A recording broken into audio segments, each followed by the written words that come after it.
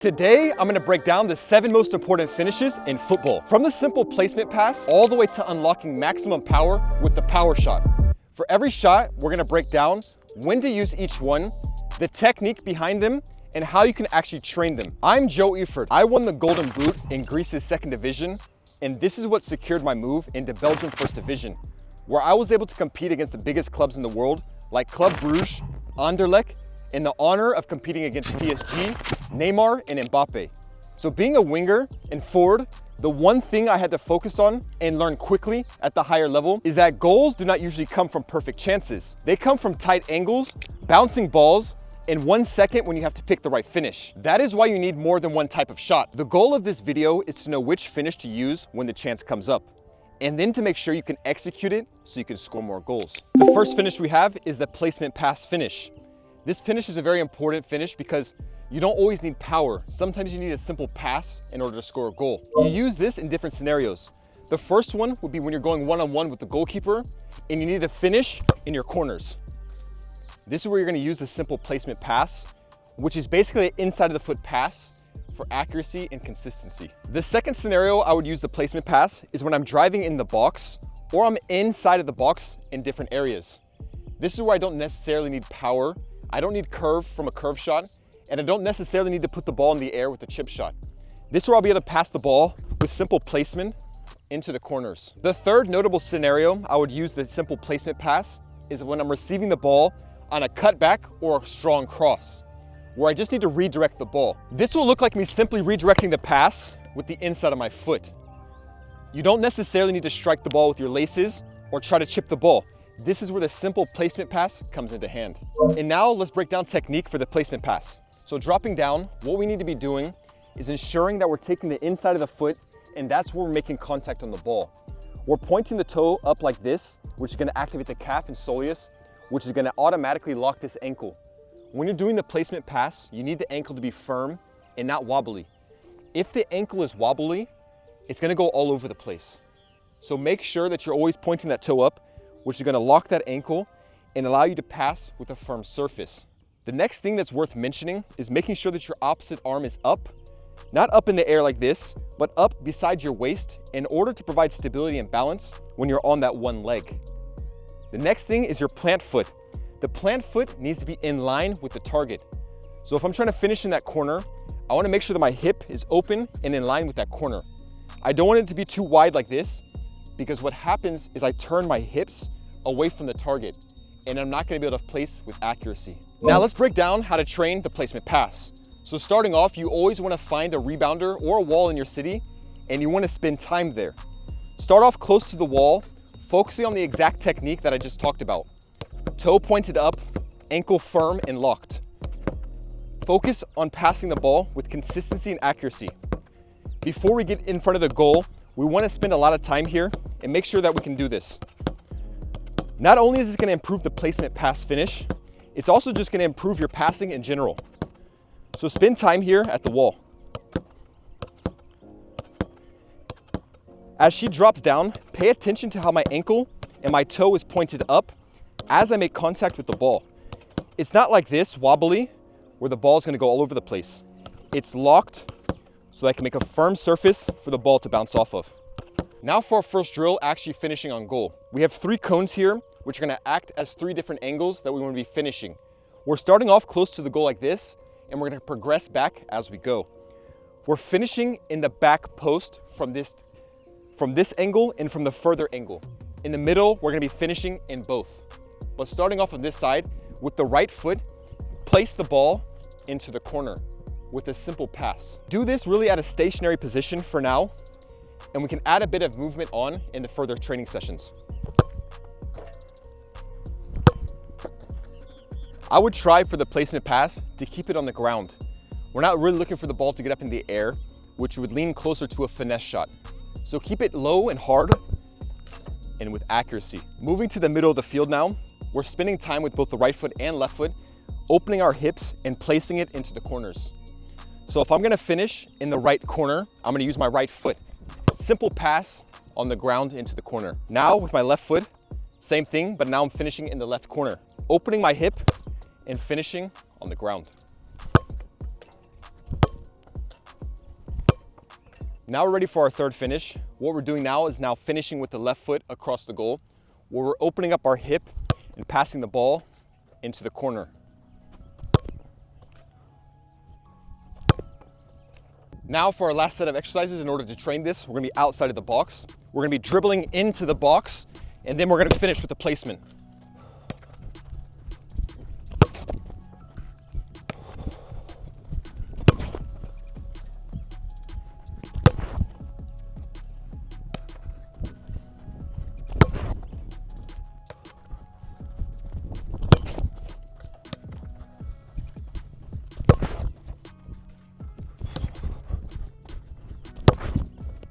Let's move into the curve shot.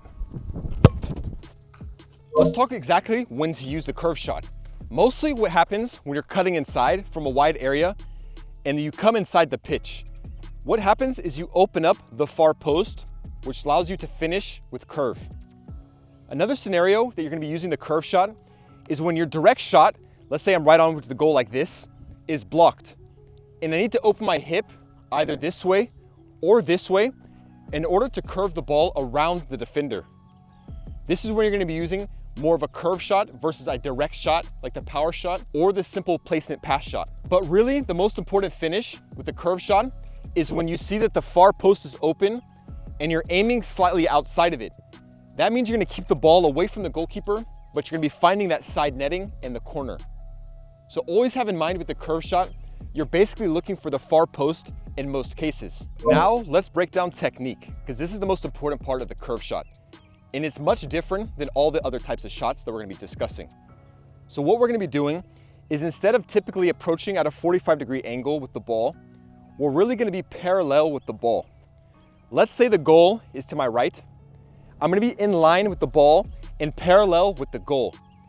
What that's gonna allow me to do is to spin the ball with curve in an inward motion. The second difference, other than angle, is how we're contacting the ball with our foot. With the power shot, we're striking the ball with the laces of the boot. But with the curve shot, we're making contact with the inside of the foot. And we're slicing through the ball. Basically, you're gonna take your foot in a straight line, take it across the ball, and slightly curve it inwards, which is gonna make the ball spin inwards towards goal. Basically, it's gonna look like this when we're contacting the ball. We're coming through and we're swiping inward, which is gonna give the ball that natural inward curl. The next important thing is how we control our body. So we use two factors to do this. First, when we're stepping into the ball, the body should be slightly leaning over the ball. You don't wanna be leaning too far back like this, because the ball will soar over the goal. And the next factor we use in order to control accuracy is making sure we have our opposite arm in the air. So if I'm striking with my left foot, our opposite arm would be my right arm in the air for balance and stability. It's gonna look something like this. As I step into the ball, I'm leaning over the ball and my arm is up in the air. Then I'm gonna strike the ball with that motion that I talked about earlier. Now, how exactly do we train it? So you're always gonna be training this from a wide angle. So I'm standing outside of the box, slightly to the left, to be finishing with my right foot. I'm gonna be aiming only for the far post. It's really important that we focus on the technique that we just discussed and we get a lot of reps in here.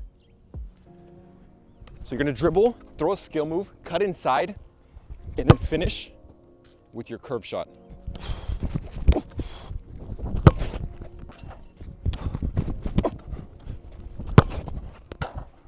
Make sure we're doing it on both sides.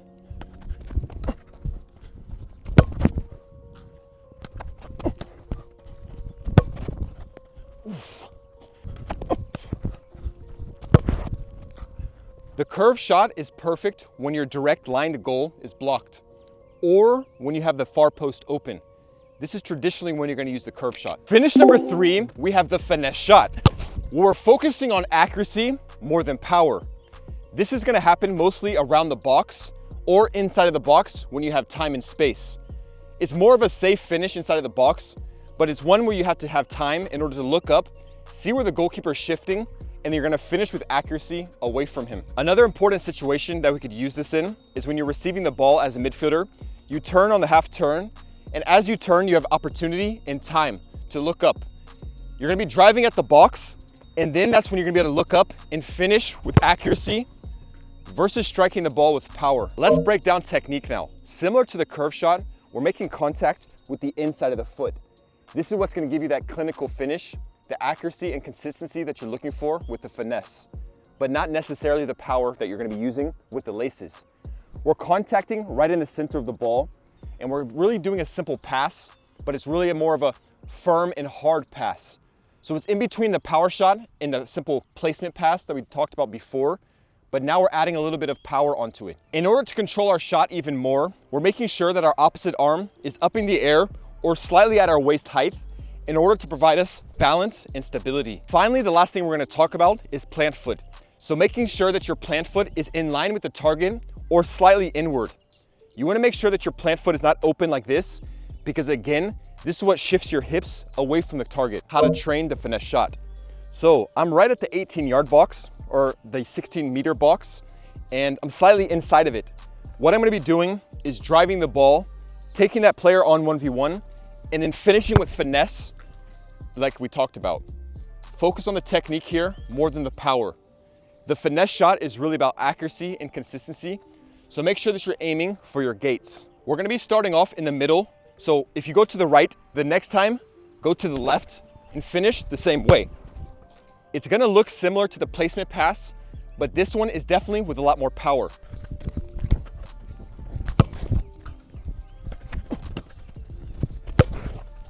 After about 3 sets down the middle, we're now gonna be going off into the sides. So now I'm to the left of the goal, and I'm gonna be cutting in and finishing with my right foot. These 3 important angles are where a lot of opportunities come for strikers and wingers.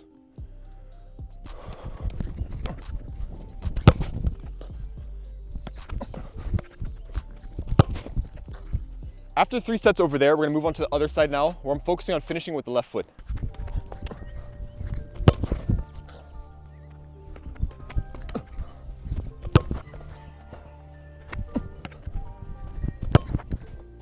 For our fourth finish, we have the across the body finish. This is best used when you're driving at a goalkeeper in a 1v1, and what happens is the goalkeeper is going to anticipate your finish. You see, just like the placement pass finish, we had to open our hip just like this in order to pass the ball in the corner. But the goalkeepers, they read body language.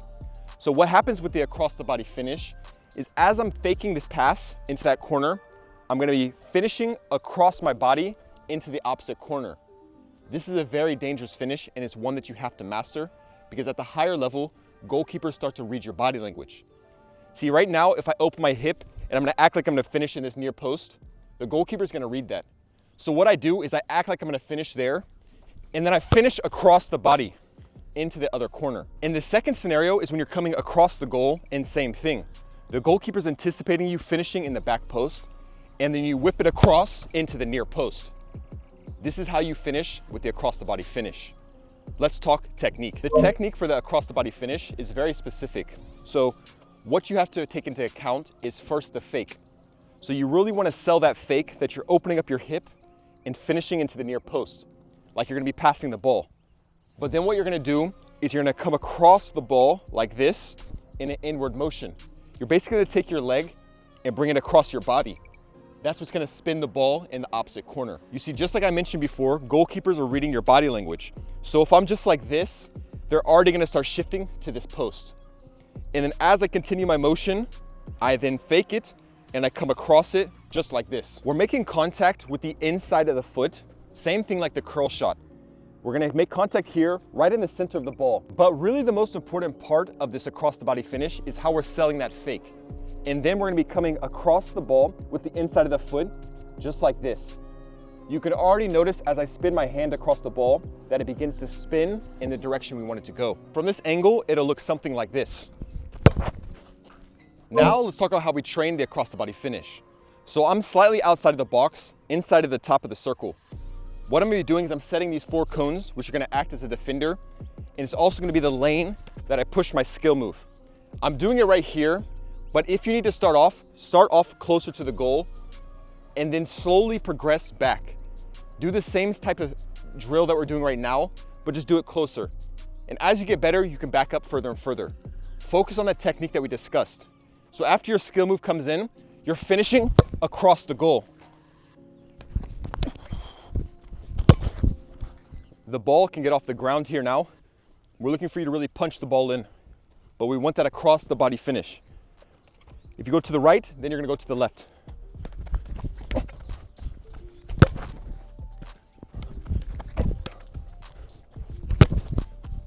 Basically, the across the body finish works so well because the goalkeeper is shifting and anticipating too early what you're trying to do. And then you fire the ball across your body against his momentum. Finish number 5, we have the chip shot. This shot is so important when you want to go over a goalkeeper's head, over a defender's head, or you want to strategically lift the ball off the ground. This is one of those finishes that's really important that you master because sometimes you're gonna have to lift the ball off the ground in order to score the goal. We use this in a few different scenarios. Let's break it down real quick. Scenario number 1 is when you're driving at the goalkeeper in a 1v1 and he steps out in order to make the goal smaller for you.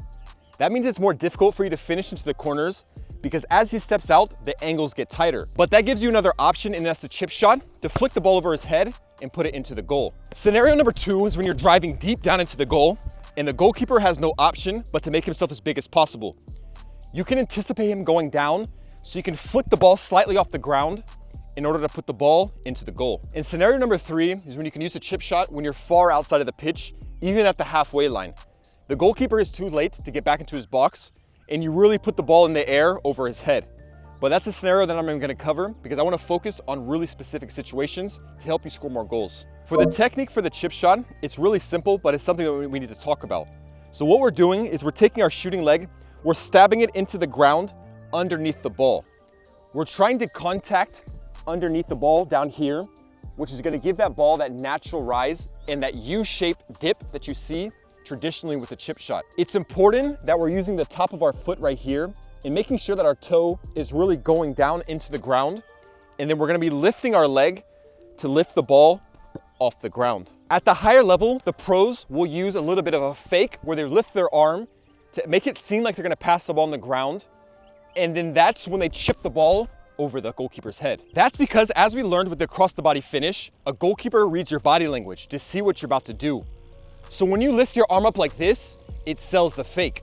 They anticipate you're about to finish in the corners, and that's when you can lift it over the head. Now, in order to train it, I want us to be doing 3 different angles outside of the box, as well as 3 different angles driving into the box and chipping the ball slightly off the ground. But starting off, we're gonna be outside the box, right in line with the goal to start practicing our technique. Do this with both right foot and left foot, but I know it may feel a little bit uncomfortable to do it with your weak foot, but that's what individual training is for, okay? So drive at the goal and then sell your fake and chip the ball off the ground.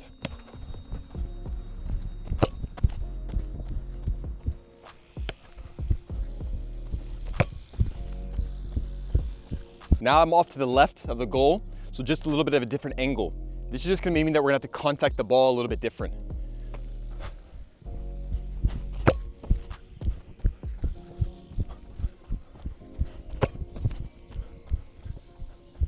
Now we're at the 3rd angle, so we're finishing from the other side. Same thing.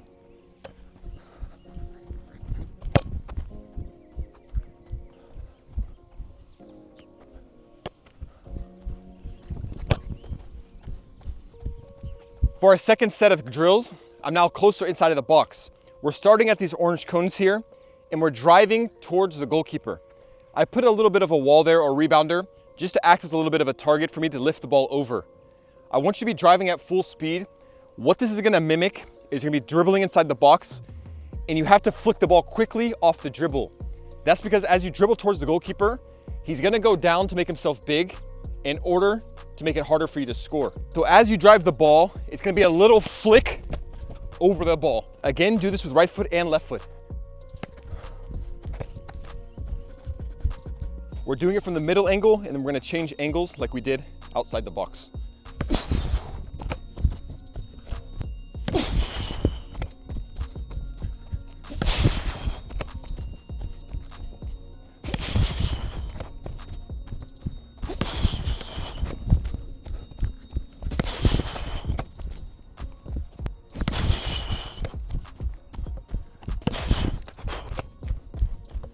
The chip shot is not about power. You barely have any power at all.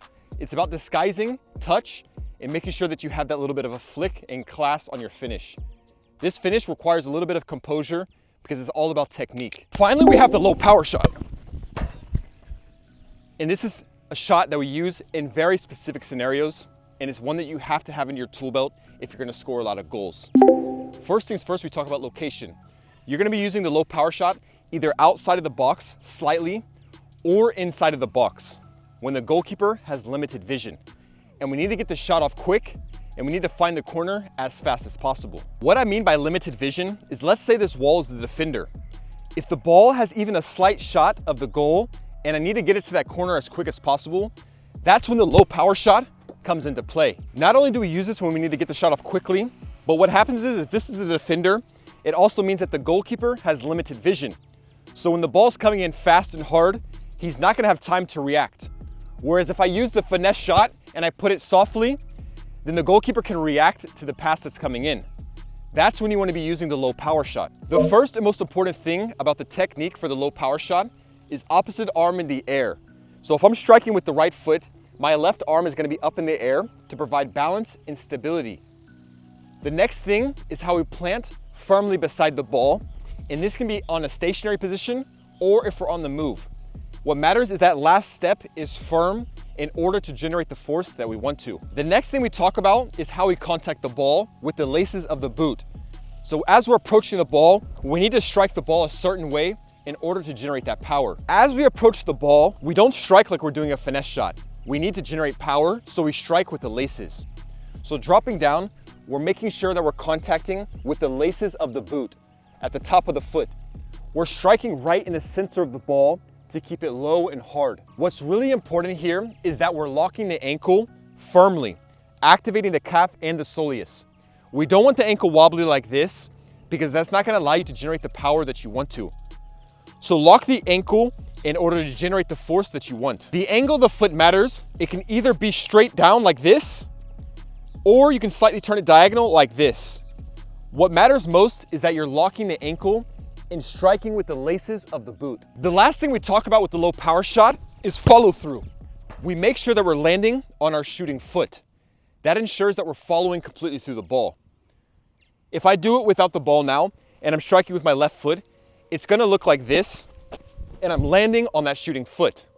A lot of players make the mistake that they don't follow through their shot. So let's say they're shooting with their left foot, and they strike the ball, they never leave the ground, and their plant foot stays down. That never allows them to generate the force that they want to. In order to train it, we're gonna do it again from 3 different angles. Starting outside the box, and if you need to, you can make it closer. But I want you to focus on the same thing.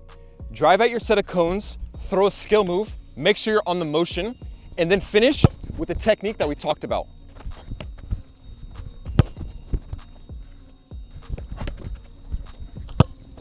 Now we're at the second angle, which means we're slightly to the edge of the box and to the goal. Now we have 2 different angles we're gonna be finishing at here. First one, we're gonna beat our defender down the line, and we're gonna finish with a low power shot into that back post. The next time, we're gonna cut inside and finish into the corners.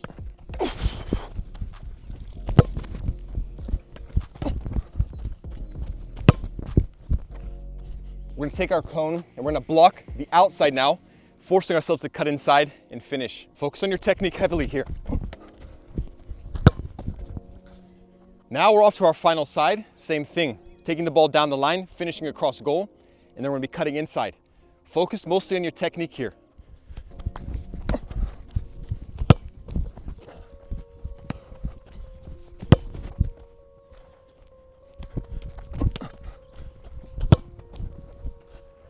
If you can, pay attention to my technique, pause it as I'm striking the ball to see all the technique and all the steps that I talked about. Finally, let's break down the full power shot. When we're specifically using it is typically outside of the box. This is where we need to generate a lot of force and power to get the ball to where it needs to go much quicker. It also means that the ball needs to leave the ground in order to get over defenders that are trying to block it. As the ball's traveling in the air, it also makes it much more difficult for the goalkeeper to save it. Because for example, if it's going up in the upper corner, the goalkeeper needs to reach all the way up there to get it. This shot is very dangerous when the technique is done correctly. Very similar to the low power shot, we have the arm movement up in the air for balance and stability. We have the plant foot that needs to be planting firmly beside the ball. We need to make sure that we're locking our ankle just like we did for the low power shot. But more important for the maximum power shot is our follow through. What makes it a power shot is as we contact the ball, we're completely leaving the ground and landing on that shooting foot. This is the difference between unlocking maximum power and just a strong shot. I want you to pay attention to my plant foot, which is going to be my left foot. As I strike the ball, this will generate power, but not maximum power, because I never left the ground. But now I want you to pay attention to my shooting foot. This is what generates that maximum force that we see. And it's when I'm landing down on that shooting foot. I completely left the ground, which means that I followed through, which is gonna give the opportunity for maximum power. To train it, again, we're gonna be focusing on our 3 important angles. First, down the center of the pitch. So lay out your cones, which are gonna act as your defender that you're gonna be taking on. Important for when we're training this, we're really outside of the box. This is where you're gonna be basically able to utilize your max power and see that it's lifting off the ground and that your technique is working.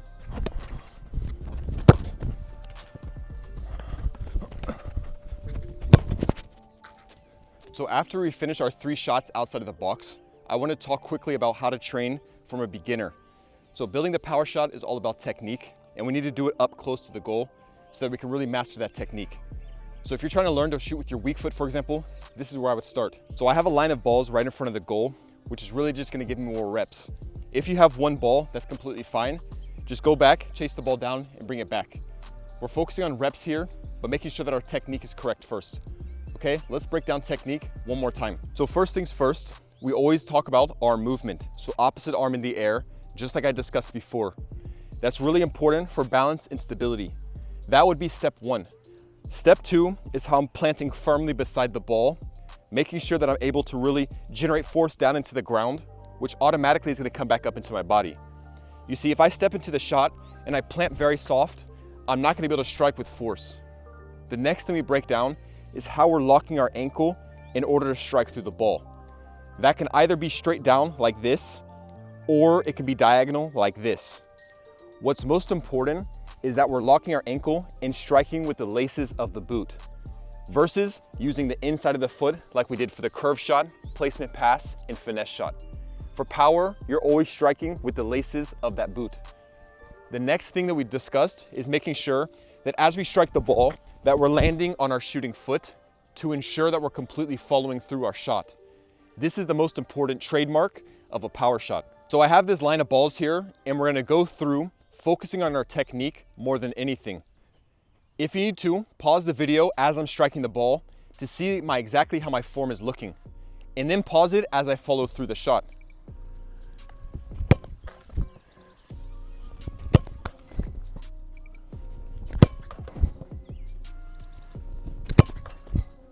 And now I want to break down one more training technique that's going to help you ensure that you're able to generate the force that you want to with your power shot. So we're going to be at a rebounder or a wall. What's really important here is we're striking through the ball with our toe pointed straight down with the laces.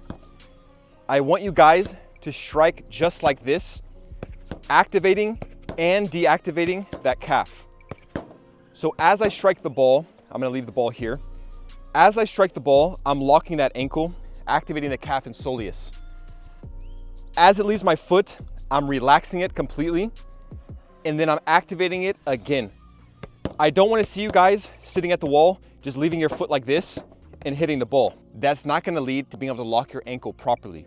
We need to activate it, deactivate it, and then reactivate it in order to give that brain to muscle connection. At first, it's going to feel a little bit painful right where the ankle meets the laces of the boot, because that's where you're really having to break down and strengthen. But if you're not able to strike the ball properly, it's probably because of that, and this is where we need to start off at. So really important here, toe straight down, not diagonal, and not turned in slightly, where you're hitting the ball with the outside of the foot. We want it to be straight line like this, completely isolating that ankle in order to strengthen it.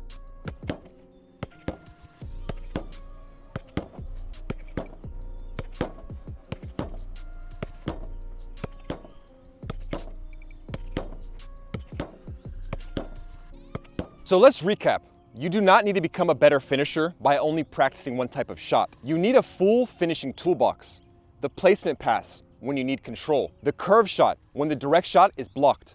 The finesse shot, when you're prioritizing accuracy more than power. The across the body finish, when the keeper is moving one way and you want to finish in the other way. The chip shot, when you want to go over the keeper.